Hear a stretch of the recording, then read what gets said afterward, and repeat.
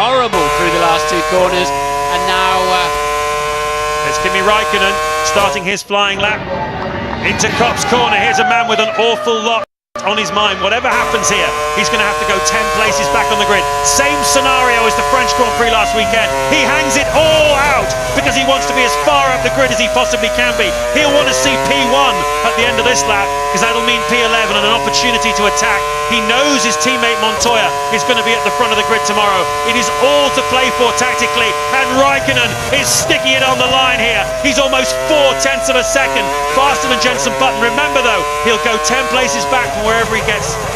Well wide in Stowe corner, just about got away with it, but he would have given a little bit away there, but so fast down to the first sector. But surely he's not going to go light. He's got to carry some fuel to get him a good distance into this Grand Prix. But you're right, P11 would be the best, would at least save him something. He was 13th on the grid last weekend, finished second.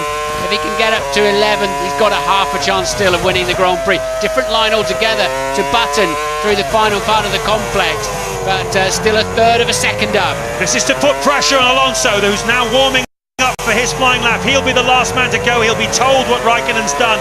He wants to put as much pressure as he possibly can on him to remind him he'll come through the field tomorrow. This has been a special one from Kimi Raikkonen. He goes across the line just under 0.3 of a second ahead of Jenson Button, and Ron Dennis loves it.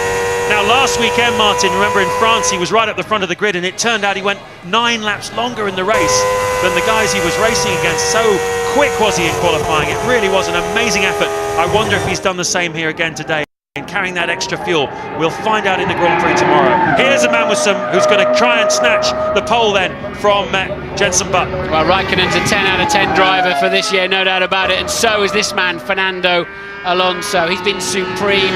He's managed to keep himself in the hunt at every kind of racetrack all over the world that we've been so far this year.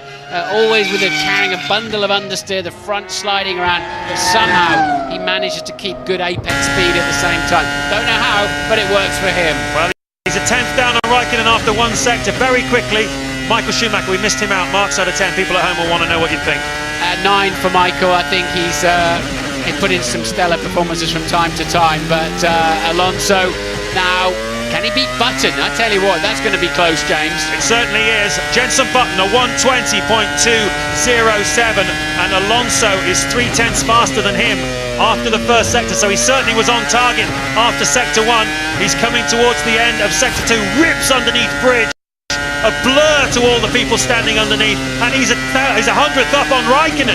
Never mind Jenson Button. This looks like it's going to nick the pole away from Jenson Button. Remember, Raikkonen will go back 10 places. This has been another one of those laps from Fernando Alonso, who seems to qualify so very well. He's never raced here well.